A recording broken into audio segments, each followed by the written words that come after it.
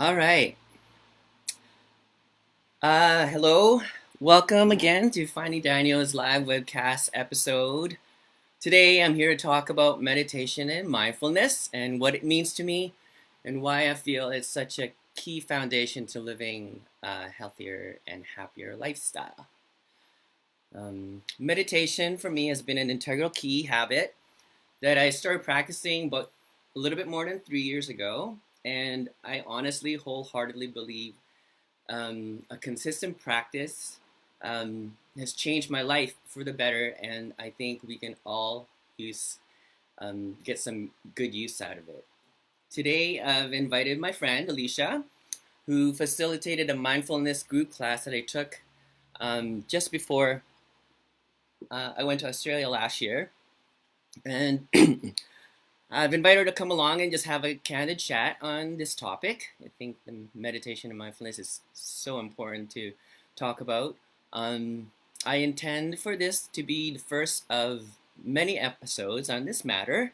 Today, I just really want to simply get the ball rolling to start up a conversation and invite you to join me in learning how to take advantage of this practice and skill that's really been available to us and that would mostly taken for granted. So, um, first off, again, welcome. Please let me know if there's any issues or any feedback or something how I'm sounding here. Just making sure that things are okay. Um, excuse me. Anyway, who am I? Well, just a little background if you don't know, and if you haven't seen my first episode yet, and where I talked about where I wanted to take this the webcast episodes to. My name is Thomas Avendano. I'm the founder of Danio Management, an artist management and booking agency. I'm a student of life. I'm a self-proclaimed life artist and life designer. I conditionally I unconditionally love my friends and family who have shown me time and time again how much they love me back, and this is a chance for me to give back. I love to have fun, laugh, sing, and dance. I'm committed to learning and practicing being in the present and to live in gratitude. Finding Danio is a kind of diary of my life journey, and it's a way for me to share my experiences with you, my friends, family, and community, in hopes that you can get something out of it and help you find yourself and the joy within you. So I'm really excited to get things going about this particular topic. I'm still pretty nervous. So I got my almond milk and Baileys to help me through this hour again. And thank you for joining me.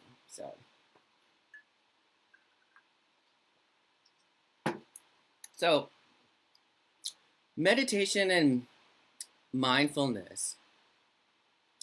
I know lots of people have been lots of my friends over the years have actually uh, been doing it and stuff. So like if you're doing it, if you're practicing it, if you tried it, I'd love to hear like what you're doing and how you've been doing it, and really help me get this conversation going to everyone that we know, because I think if you have done it, you know how powerful it is, and I love sharing things that I feel like can really help me and others. So if you're doing that, I'd love to hear from you, and comment and link, and maybe we can get a group of us and maybe do some talks, more talks about this. So I'm just gonna double check and make sure my live is working here.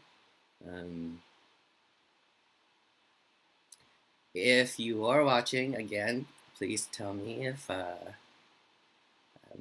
you can hear me, and make sure that everything is working. Um,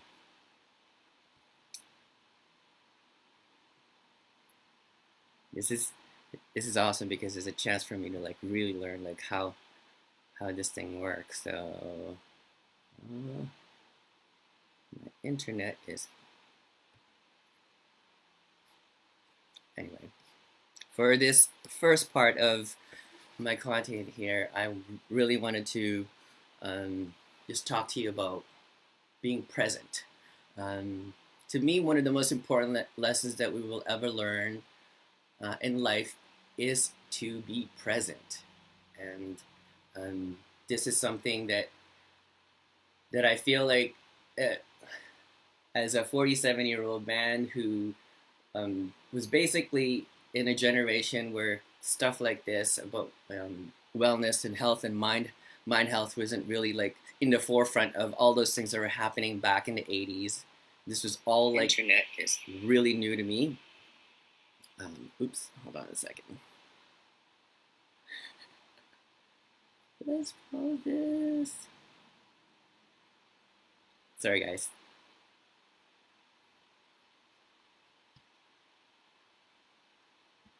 So, if you call my first the first episode, I talk about how my life journey have brought me over to where I am now, and essentially like I wanted to tell you about the very first time I actually experienced meditation, and it was like I believe back in 2006 or so, where I was working at this place called a Home Away as a weekend chef and cook, and one of my best friends at the time was teaching like art therapy and yoga. Veda, hello if you're watching. And she invited me during lunch, like, or one of the meditations that she had with, to tell you actually, a Home Away is a place where basically it's a retreat and rehab place. It was a bed and breakfast that they turned into a place where people can go and go there for 28 days, for a month or less, to take courses on recovery and health and wellness and stuff like that. So a lot of people went there. It was one of the best experiences of my life, being around people that were going through a lot of hardships, that were there to try to make things better for themselves. And that is another topic for its time. But so at a Home Away, my friend Veda basically invited me to do a meditation like session with some of the guests who actually have a bunch of them became my friends and stuff, because I was there every weekend and stuff. So anyway, I sat down and she took us into this, I don't even know how long that meditation was. It was maybe about 5, 10, 15 minutes of just breathing and trying to clear my mind and etc. And just at the time, I don't even know what was going, like, but she just guided me to self-reflect and just look within myself. And I remember so clearly the feeling that I had after, when she went around and asked us like how it felt. And the way I felt was just so much overwhelming chaos. And at the time, yes, my life was chaotic, but also it was the first time I really realized just what crazy things your mind and your thoughts are really playing into you. So that was my very first introduction to it. And surprisingly enough, even though I felt like that was that first awareness, I didn't really move further and did any more meditation. I knew it was something that maybe that could have been really good for me. And that was in 2006. And from 2006 moving forward, for years and years and years, it was something that I felt like, yeah, like that could be really good. That could be something that I should be doing. And I don't even honestly remember how many times I've tried it or done anything with it. And it was until like later on in 2014, 15 or something.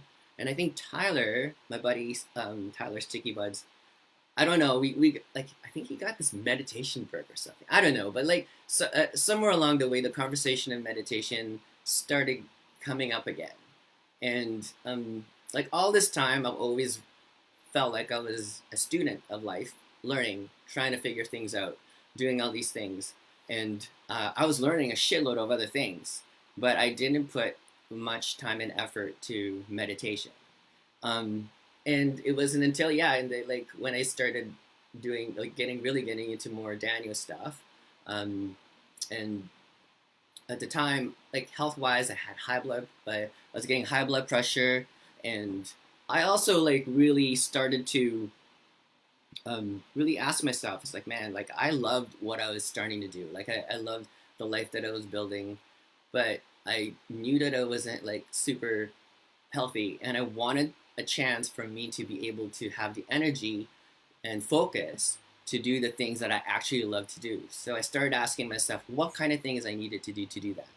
So I went on this like quest to try to better myself, improve myself, and try to figure things out, the things that are really important that could help me do that. And one of the things that really stuck out in the back of my head was meditation. And again, it was something that I really didn't really know much about, but instinctively, I knew it was something that was really important. I had read The Power of Now, and I had practiced, like, I was practicing trying to live in the moment, present and stuff. But yeah, when you're like practicing, there's different tools that you can make yourself better. And if you're not trying to figure out different ways to try the different exercises, like it's just like in bodybuilding, you have all these different tools. So, but if you're not using the right tools, you're not really like exercising it to its full potential. And fortunately, I somehow fell back into meditation. And at the time, I was like trying to figure out like habits and learning how to instill really good habits in my life. And I had to pick one keystone habit that I feel like that was going to change my life. And I knew that it was going to be meditation. And deep down, I knew it was something that could help me really hone in on my focus and practicing my breathing and alleviating stress. And I knew more and more, like leading up to it, was just like, man, it's just, yeah. Actually, to be honest with you, I knew it, but I didn't know why I knew it. Like, it's such a weird feeling. I think like in everything that we learn in life, sometimes we're just ready for it and we're ready to go for it. And at the time, fortunately, like that was in 2016, I decided that was going to be my keystone habit, and I started like my my daily practice, even from way back then, for like last 3.5 years. I remember it was like September 2016. I decided I was going to start meditating for at least 5 minutes. So the thing about habits, and I'm going to have like a whole different episode about habits and learning with, and I'm going to do this with Evan's link, so I'm excited about that. But like habits is something like that was really important and a key to actually instilling this practice. And I knew it had to be like super easy to do, and I knew I wanted to do it like super consistently. And on a side note, this is like this episode and what I'm doing here is just all the things that I have been doing for myself and I've been learning, and I want to share with you. It's not going to be the same for everybody, but I wanted to give myself as an example of what is the possibility and the potential of what things that you can do as well. But yeah, I started to just do 5. Actually, I went straight into 10-minute guided meditations, and I did it every day. And pretty much since then, I could honestly say I probably have meditated in the last, like, guided meditations about at least 5-10 minutes, at least 10 minutes usually, for the last 3.5 years every day. And I probably just missed, like, I don't know, 4 or 5%. Like, there's days where, I've been partying too long, or I've just like missed out and just woke up too late and I was just tired or sick, and I missed those days. But as I started making that habit and really realizing as I progressed of how much it actually was really, really helpful for me, and I'll go into that a little bit more later in talking with Alysha, like what the benefits are of actually like taking on. But I wanted to explain to you just like how super basic like the things that I've been doing are. And I'm not here to tell you that I am this yogi that's gone to like a bunch of vipassanas and stuff, which I think are all amazing stuff. But to be right here to tell you that I just do 10 minutes a day of guided meditation, of a chance for me to sit and find acceptance and awareness and recognizing and realizing where I am in my mind and in my life, and the practice of of like really slowing down everything that's going on, um, and just being aware and being okay and like super acceptance of exactly where you are, because you know there is no bad meditation. Bad meditation. We'll get into that later, but like as far as I'm concerned, I'm here to tell you that I'm not an expert in this matter, but I do know that that with that very little that I have like touched on and practiced on in this subject, it has absolutely been such an important part of like me living my life, especially in the last 3 years, and every day throughout this whole lockdown and everything that's going on with the uncertainties, I thank like I thank God so much that I have been practicing, because I think I could be way more stressed than I could be if I hadn't been practicing meditation every day. If I hadn't like exercised my mind and my heart and my soul to try to slow things down and like and not react as badly as I could have been or as I probably could have. And that's all because of me practicing meditation and mindfulness. So, um, and then like I said, I'm not an expert, and I'm here to just like keep learning.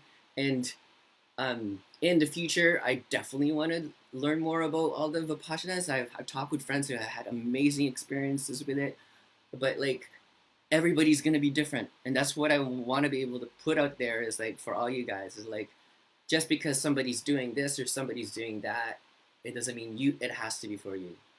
For me, it's just been a super basic 10-minute guided meditation, and I'm looking forward to doing more. But I'm okay with that right now because I know it's also like really helped me like a shitload.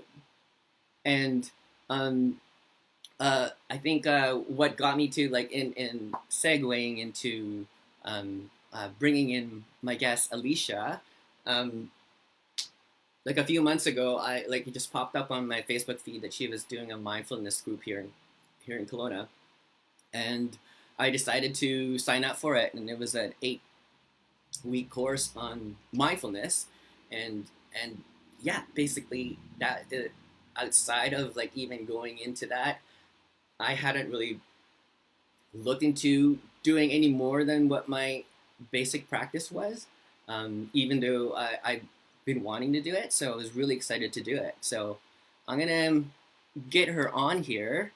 Um, Let me just have a look here if I can get her on. Let's see if, let's see. Just want to say hi to everybody here that's on. Hi, guys. Ash, Laura, Josh. Oh, Topher. Sam and Kevin. Hi, Veda. Okay, let's switch over and get Alysha on. I'm gonna unmute her.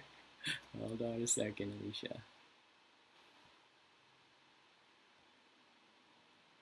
Hi. Hi. Can you hear me okay? Yes, can you hear me? Yes, I can. And if anybody's out there listening, just let us know that you can hear both of us. That would be awesome. Or if you can't, please let me know, and we'll try to fix it as soon as possible. But in the I'll meantime, try. thank you so much for coming on. Like, I'm so excited to just have you here, and as this is such an important topic for me. So I'm really stoked that it's one of the like, and it's by design actually that I wanted to be the first one because of just how important it is. So Cool. yeah, Thanks for having me. I'm so honored to be the first guest. yeah, yay! But yeah. So I was just saying, I signed up for your class like back in I guess like October, November or last year or something like Yeah. that. It was an 8-week course, and yeah, you were doing the 8-week group classes, and at the time you were still finishing up because now you finished your masters. Like, tell me a little bit Yeah. about where you're at right now and what you're Yes, doing. I'm a counselor now. So Congrats. I'm a registered clinical counselor. Um, Thomas joined my group, a group I was running during my practicum at Connect Counseling and Therapy Society. And so yeah, since then have become a full-fledged RCC, and I now work out of a clinic in Victoria called Women MD. And yeah, I'll leave it at that for now. Yeah. Cool. Yeah. So the course, the A course itself was awesome, and it's funny because like I know Alysha through mutual friends from before, and so when she posted it, I actually didn't know that she was doing all this stuff to begin with. So it would be interesting to see how your journey came from what you were doing before to this too. But like also I want to say like yeah, that was such a like an amazing course because we saw each other and I was really there because I wanted to learn about mindfulness, and you were an awesome facilitator. We didn't really get to like socially talk about stuff, but Yeah. and things like that. But I wanted to share with you like a really quick side note on my experience of going into it, because when I saw you post it, I was like, she's really cool and she's doing this, and like I love like learning about this, and I really want to learn about this, and if I go, it's going to be awesome to meet a lot of people that are also really into it. And so when I went to the class, and this is like there's a reason why I wanted to share this, because I went to the class and there was like just a handful of us. It was a small class, Yeah. like 4 or 5, and then you, and then another one of the counselors. And I remember the very first class and how we went around and like I'm not going to share anything what we talked about, but like the idea of everybody going around in a circle, like everybody was just in a different stage of their life and why they were going there. And it was so naive of me to think that someone that just like who already is practicing like mindfulness or meditation, to think that they can go somewhere and think like, oh yeah, everybody's going to be doing the same thing. And it was such a neat reminder for me to like go in there and like, whoa, like I am in such a different state of mind than everyone in this group. And the first one was really hard for me because I was like, whoa, what am I doing here? But it also made me realize accepting where I was in my life, and I really owned it. Like I think throughout the whole thing, I really just wanted to make sure that I didn't need to be like bringing myself to a different level than everybody is. And it was like for me to try to accept the group and what people were doing and how they were feeling, and like also accepting where I was at and acknowledging that. Anyway, I think this like part of this conversation, the way I wanted to talk to you about it and like I wanted to put it out there, is just to tell everyone that we're not in the same stage. Like none of us are all like in that same level of where we at, and to not feel like they need to be or have to be, but they just need to like own where they're at in life and accepting where they're at. And if your intention is to try to learn for yourself, I think that's such an important key to it. Anyway, that's like a super side note. But yeah, I mean, it was a real mixed bag of a group, and I think it always is with groups. I've led a lot of groups, but there's always lots of good material there for observing your reactions. Yeah, totally. To what's happening around you. Yeah. Well, so tell me, like, how do you like how you actually even went from what you were doing to what you're doing now, and how like this whole meditation and like that counseling thing was like, I feel like sounds like a big, from our little short talk yesterday, was pretty important first step to what you try to do. Yeah. Actually, as I was thinking about it more, it was really developing a mindfulness practice and a meditation practice that was like the seed that led me down the path of counseling. I've always been like very interested in helping in general, and for a long time I channeled those energies into the environment with like sort of pregnant women on the side as like a side note.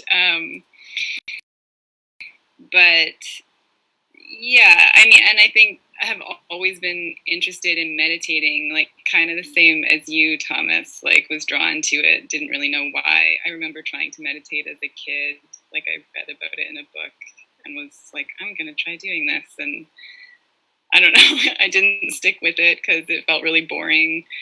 But then as an adult, you know, life gets more complex and your problems get more complex. And I think a lot of us find ourselves in a place where, you know, like talking to friends or the usual way of dealing with things isn't working anymore. And so I started, and like mindfulness and meditation has been around in like Western culture for long enough that it's a fairly hot topic. So I was in Victoria and was struggling with some of my own like mental health issues and decided just to commit a little bit more to a mindfulness practice. And I did it through groups. So I attended these women in mindfulness groups that were run by my doctor at the time, which is really cool for a doctor to be running mindfulness groups. And she's actually the doctor that I work with now at Women MD. So cool. That's a cool connection that came out of the mindfulness and meditation practice. So I attended, I think, like 3 of the same group over and over again, just to like really, I needed that. Like I needed the accountability of the group and the momentum of like going somewhere weekly to sit with others who were doing the same thing as I was. And seeing the diversity of people in the room was also super encouraging to me. So that was 6 years ago, I think. And then, you know, like I would stick with it for a while, but like the practice would inevitably become inconsistent. And then probably like 2-3 years ago, I took the mindfulness-based stress reduction 8-week course because I just like really wanted to set up a mindfulness practice and a meditation practice, I guess, more specifically. So, and that really kickstarted me. And it's interesting to me to hear folks talk about starting up a practice and going for just like 5 minutes a day or 10 minutes. And I think it's good to just do what feels realistic for you. And then I think there's also a flip side of to do what feels realistic and also what feels like worthy of a commitment. So like for me personally, it was helpful to have someone be like, you meditate for 45 minutes a day. That's the practice for the next 8 weeks. And kind of just be like, shit, like that's going to be really hard for me. But okay, like that's the goal. That's what I have to do. So for my personality, that was helpful.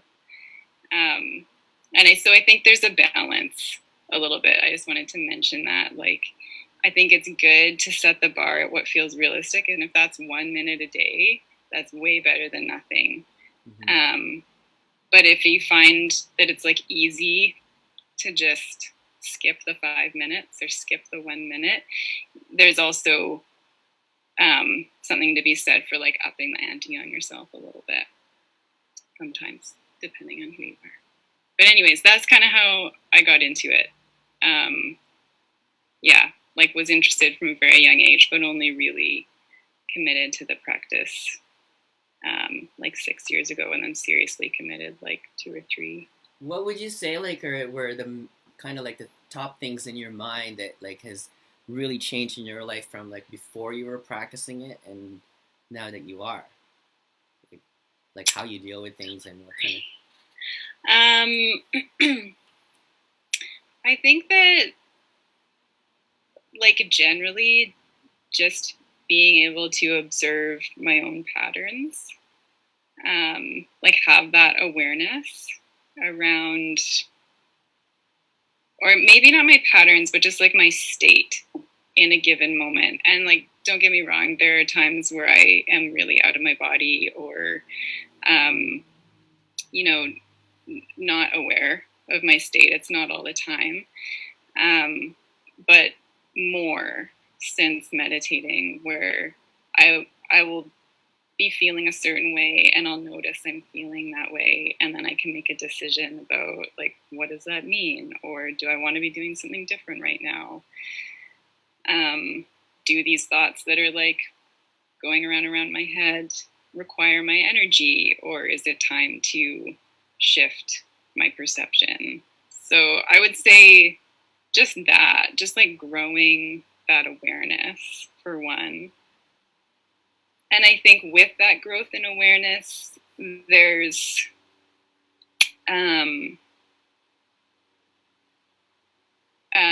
like a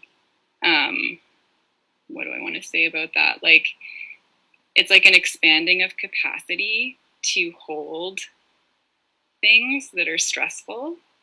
So, and that's something that comes out of meditation, out of like sitting in that observer role and just like watching your emotions or your thoughts, and watching them subside. Like it's this expanding of, you know, your awareness. There's nothing that your awareness can't hold. And that really helped me with overwhelm. So just kind of being able to sit with what was coming up and not judge it had a pretty direct impact on how overwhelmed I felt all the time. Yeah. In terms of minimizing it. Yeah, I think for you know, partly for me, like meditation and just like the practicing of acceptance and awareness of being super honest with yourself. Because like when you're meditating on your own, you got nobody else. You're not like thinking about how you're gonna make somebody else happier or anything like that. Like it's just all on you. You're on your own. It's a practice to be on your own element, to try to be as honest with yourself as possible. And I think like the meditation and like taking that time to like clearing your mind in a sense, and like and and basically catching those waves that we talked about, like and any thoughts and stuff that were coming in your head, and just like accepting what was going on. Like if you're worried about something, or like fear and all these things, and it just like really learning how to not resist it anymore, and just like accepting it, and just like eventually I think all those things lead to us eventually figuring out what kind of things that we actually are feeling in our lives, and what we can actually like like figure out how to like focus on the things that we might need to actually work on. I mean, that's kind of some of the things that I found when I'm meditating. Yeah, I think like you mentioned, it has helped you focus, and I think those are definitely benefits that people realize from meditating, because it kind of helps you like sift through all that is going through your head all the time. And like there's a lot, like our world moves very fast these days, and so I think that it's beneficial to meditate and give yourself 1 minute where you're slowing down and stopping regardless. But it is amazing to watch what comes up when you give yourself that space, because that's when like focus comes in, or clarity, or you know, calmness. I don't meditate to be calm. I think that that's something that a lot of people do, but it's sort of a side effect of like really checking in, you know, with where I'm at in a given moment, and getting to like the truth, like my truth in that given moment, which I really like what you were saying about the honesty, because I think it takes a lot of courage to sit with yourself and be that honest with yourself. Totally. And just say, you know, like, what's here for me to know right now, like what's happening for me right now, and then whatever's there is what's there. And so then the second part is to not judge it and offer yourself compassion for whatever is there, which I would say is like the other major thing that has come out of the practice for me, is like almost more than the awareness part, like, is just that practice of self-compassion.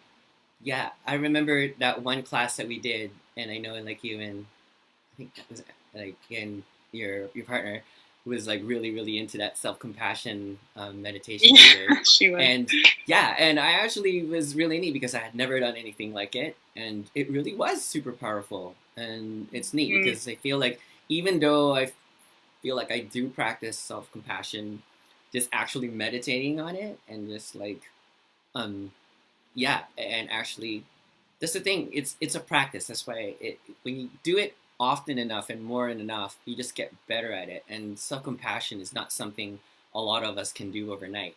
You know, we're all just like hard on ourselves. I always tell this story of to people I'm counseling, and I think I told it in the group too, where like I went and saw a psychologist at one point, and she was like, have you ever, you know, thought about giving yourself compassion or like having a self-compassion practice? And I was just sort of like fed up, and I was like, I don't really know what that means. Like, is there like a course I can take in that, or like a book I can read? Because it's like, I mean, I get the concept, but like I need like the felt sense. Like I didn't get what that felt like, which was a big part of my problem. Can you for those who are maybe just don't really know exactly what what it is, well, how would you describe all the people out there who are like, what is that? How would you describe like a self-compassion meditation, or like what in kind of sort of like layman's terms or short terms? Or yeah, I mean, I think like the easiest way for me to sum it up, to like give you a felt sense, is like treating yourself like you would a friend. So, like, if you're going through something hard and you think about a friend going through the same thing and what you might say to them or what you might do for them, like, it's always better than how we talk to ourselves or what we would do for ourselves. And so it's just like taking that and applying it to yourself. And I mean, within that, there is non-judgment and acceptance of what's coming up. Mm-hmm. And a recognition, like Kristen Neff, I think does the best job of like really breaking it down. And she comes from a Buddhist perspective, so it ties in nicely with meditation and mindfulness. But she brings in, you know, that like suffering is a part of being human. And, you know, often when we see someone else suffering, it's so easy to offer them compassion. And so it's just widening the circle to include yourself in it. There's a lot of resistance to it. There's a lot of resistance because we live in like a capitalist culture where, you know, people are more productive if they're unhappy. And, you know, offering yourself compassion sometimes gets equated with being self-pitying or lazy or whatever. It's very different. But I would direct people to her website to read more about it if you're feeling like, I don't know, I don't want to get soft if I offer myself compassion. It's not that. We'll put a link to her and the thing below later. Cool. But yeah, so like self-compassion meditation, like that the class that we took with you really introduced me to a bunch of different like they're all like probably super well-known meditation practices, but I have had, I guess, kind of blinders on because I was just like, I felt like over the years, it's just the guided meditation has kind of worked for me, and the kind of lifestyle I had, it worked. Like just like, well, I was just such on the go and all these things, and it was, I got like not lazy, but like, you know, it's just like it was just working. But I knew I wanted to keep doing and learning stuff, so it was really cool to learn the self-compassion meditation, the yoga meditation, like a whole bunch of them that I hope to do more detailed episodes in a different topic. Because like in this episode, I wanted to just like get the ball rolling. But what were the other ones that we did? Because we did a whole bunch of Yeah, them. we did. So, yeah, so meditation is just like one formal mindfulness practice that you can do. So, like in when you're developing a mindfulness practice, there's formal and informal. So we do the formal practices to cultivate the mindfulness in everyday life, which is just being aware and compassionate towards yourself and others in your day to day. So yeah, meditation gets talked about a lot, but for some people, like sitting doesn't work. And like you found what worked for you, which is great. Keep doing that. But there's other ones too. So you can do walking meditation. There, like mindful yoga, which is less like, power, like Ashtanga yoga. It's slower. It's like yoga, I think, by a lot of the people we know's standards. But really, it's mindful movement. So it's a moving meditation. And then in the self-compassion class, we did metta meditation, which is just it's like a series of words that you say over and over to yourself to cultivate love and self-compassion. Cool. Yeah, so there's like a bunch of different different ways to practice mindfulness, and yeah. Body scan is the other one. Sorry, what's that? The body scan is the body other scan. One. Yeah, that one was really good too. Mm-hmm. But yeah, all these things, like, we had so much resources, so many teachers, so many ways to learn about all this stuff. So I encourage like everyone that's listening to, if they haven't really like looked into this, I hope this conversation gets you thinking about it a little bit, and see like what it can potentially do for you. So I'm just gonna keep like putting stuff out there and see, and hopefully it can help. But yeah, I think like it's good. Like I think conversations like this are also good just to kind of break down, like people's perceptions about mindfulness or meditation. Like you have to go to a Vipassana retreat to really be doing it, or like there is such a thing as like really doing it, and that is that you do it for hours a day, every day, all the time. Like any amount is going to be beneficial in today's world for us.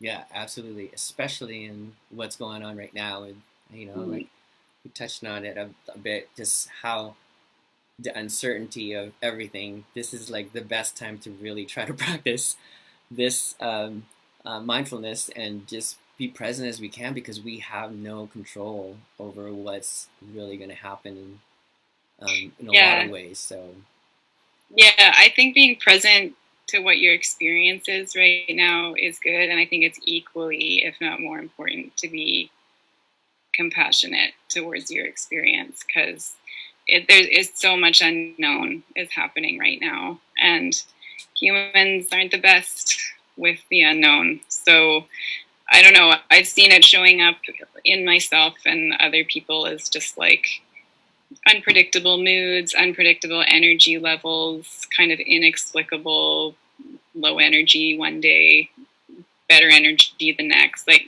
so just, I think a mindfulness practice can help you be aware of the effect that something like the pandemic is having on you, and also be gentle with yourself about it. So one of the questions I had was like with our peers and friends and family and stuff, like how have you sort of like put like the idea of meditation and mindfulness and the practice of it with the people around you? Because like for me, like I'm really open to talking about my practice, because it's like I feel like it's just so it has been such an important part of my life. I'm curious to learn like from you and other people how like how many of your friends are actually doing it, how many are starting to do it, or like just get a feel out there of like how many people are actually doing it. Like, do you think it's something that's kind of been happening more or less, or needs to be done more, or?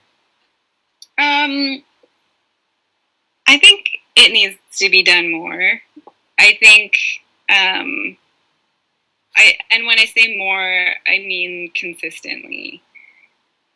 You know, like the the biggest piece of a meditation practice that like makes it work for you is that it's consistent over time. So like I really only started seeing benefits with it when I was doing it, you know, every day. I definitely miss days here and there, don't get me wrong, but overall it's pretty consistent. Um, and I think like there's just a lot to be distracted by in our world. Yeah. You know, like there's a lot of like technological distractions or just life stuff. And um yeah, so I, you know, in terms of like the people around me, I don't really know too much about their meditation practices per se. I can't say that I talk with a lot of friends about it. I think I'm probably afraid of like nauseating them with my professional life or something. But certainly with clients, it's, you know, it's a minority of clients that walk in the door who are already doing meditation on a consistent basis. Yeah. And I think a lot of people start a practice missing key pieces, like missing the like other wing of meditation, which is that self-compassion piece. And so when you're just like, oh, I need to meditate, I'm going to sit for 10 minutes, but you're not really sure what you're supposed to be doing there, it's so easy to give it up. Like it's just, there's not a lot of incentive there, I think. So I think, yeah, when you say like if been doing it more consistently, then you start really reaping the benefits, and that becomes a motivation to try to keep doing it more. You know, and you know, yeah, in a lot of things, that's kind of how it works. You know, yeah, it's like mindfulness and meditation is like just one of those huge like life topics that I wish that they taught in school. And I think I think some places are teaching it now. I don't know. I thought I read some articles where they're teaching kids to meditate, and I think it's fucking awesome. And so it's neat to like, you know, and like I was saying very early on in this episode, like back then in my 20s, like nobody was talking about mindfulness, and like right. if people were, they weren't talking about it in as much of a mass. And so I think we're living in a place now where people are like, it's awesome to have people be a little bit more open about it, and have people like yourself who like, you know, counsel. I don't know what they were doing counseling way back then, if that was like a really big thing about, but I feel like even like when you said the doctor was being part of it, I think we're in this kind of like movement over the last like 15, 20 years where we're like people are getting it, that, you know, need to be more mindful and the benefits of it. And I love hearing friends, you know, like post or comment or do put up memes about being present, and like, or stuff about like you know, like putting your phone away when you're having dinner, like just being like present and being, you know, like mindful. Like those little things added up can, if you go one way, if you're going out with a friend that always has a phone in their hand, like every time, that relationship isn't going to go as well as a relationship where a friend you're going with actually takes the time, puts the phone away, and talks to you and be present with you, and that's being mindful of that, right?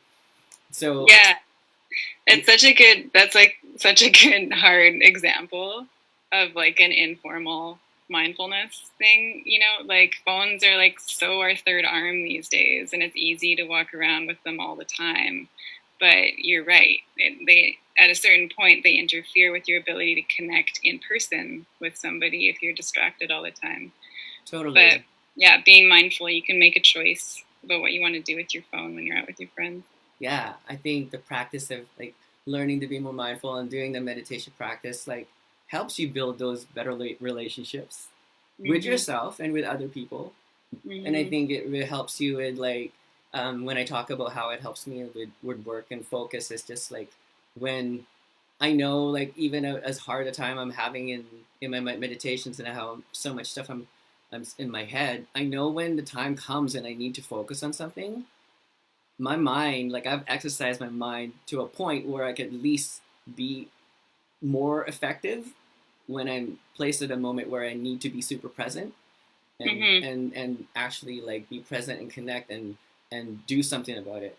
I was thinking about how like like I'm all about unitasking and trying to doing like focus one thing at a time. I try.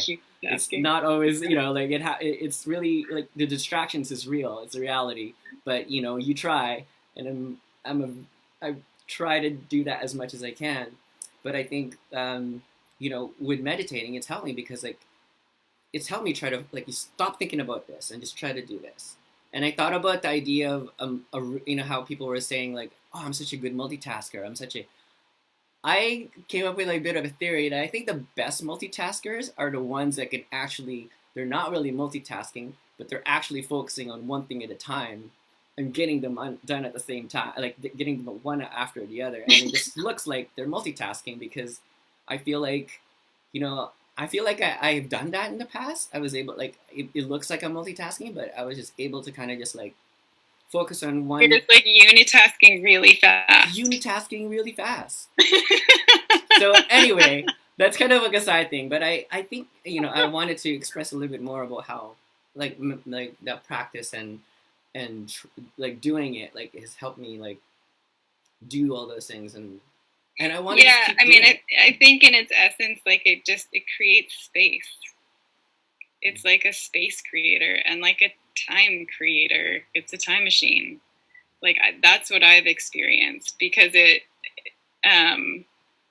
I don't know, it's like it slows, well, I know from my training, so like part of my therapy practice is somatic therapy, that's working with the nervous system and the body, and meditation, it like slows us down enough so that our nervous system can catch up, and that's where like the feelings of calm come in. It's where the feelings of like spaciousness and timelessness happen, like when you're meditating for 10 minutes but you feel like you've been gone for an hour kind of thing.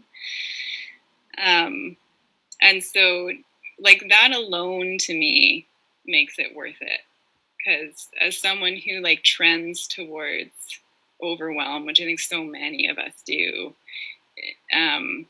you know, I essentially have this tool that allows me to balance that and counteract it. Yeah. Well, that's awesome. Like I think time traveling, I like it.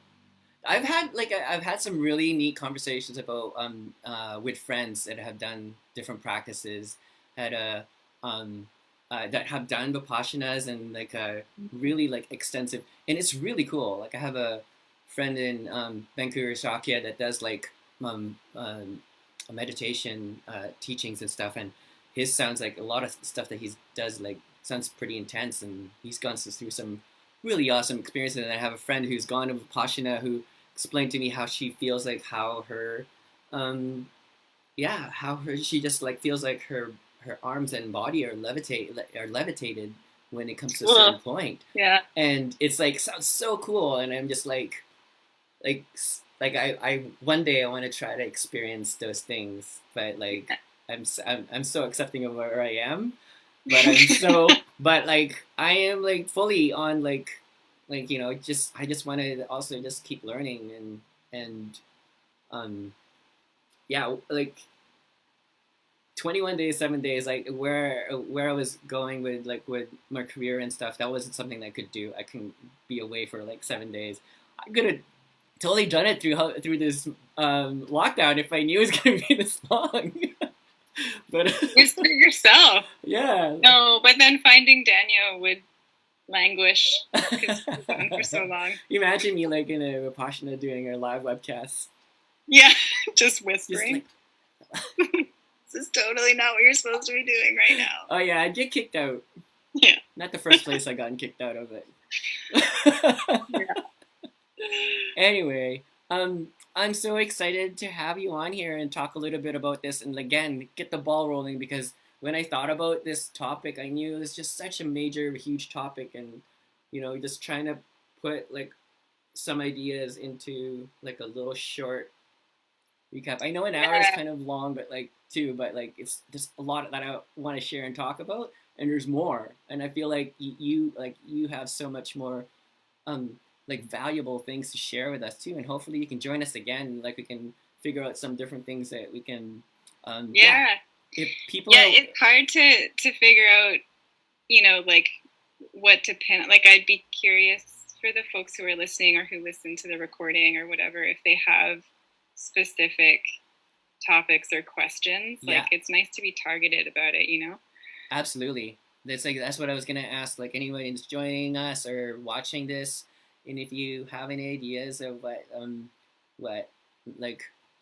we can like talk about more in the future with Alysha or other people, if you're practicing and doing things and want to share with us, like comment, and like maybe we can get on a conversation. I love to talk to like people out there, the real people out there, and just like hang out and talk about like all these real life experiences, and because like it's like my goal is to just try to just talk about this, because I think it's so important, and it's such a huge foundation of what you can build upon to really try to better yourself when you learn to practice mindfulness and being present, and just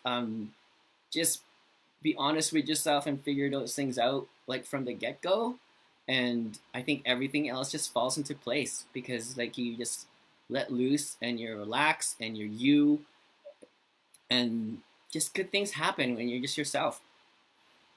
So. Yeah, I think when you're connected to your truth and yourself, things start to flow, right? Like this concept of flow like comes in to life. And I think meditation and mindfulness is one conduit for that flow, to welcome that flow in. Yeah. Okay, well, let me have a look to see if anybody has any questions, or like we might just sign off here and then we can go move on. But thank you everyone for catching us, and hopefully anyone that's watched this on replay, it'll be on here. No questions here yet, but I'm just really glad that we did this. I'm happy with the whole thing. Very happy with it. Cool. Me too. Cool. Thanks for having me, Thomas. Thanks, Alysha. Appreciate you, and we'll keep in touch. Yeah. Okay. Should I leave the room? No, I can switch over and. Okay. Okay. Let me see if let's see if I can like do this. Oh, look, it's just me now. Is it? No. Oh, yeah, just me. And you're in the corner. Okay. Anyway, that's it. Thanks, Alysha. Thanks, everyone, for joining us, and join us again. Like, lots of really fun episodes in the future. We're gonna have a bunch of our guys come on from Danio, and hopefully, we're gonna be talking about some fun stuff. And with Evan, we're gonna talk about habits and learning. Tyler, we got a special topic about some things that we want to talk about, and Caleb and Kalina, we're going to hop on, and we're just going to talk about food. We're going to do like a lot of really fun things as well. Like, I mean, everything is going to be fun. Like, really good, fun stuff for your mind and your health and your body, and we're going to have lots of laughs. Thanks, guys. Bye.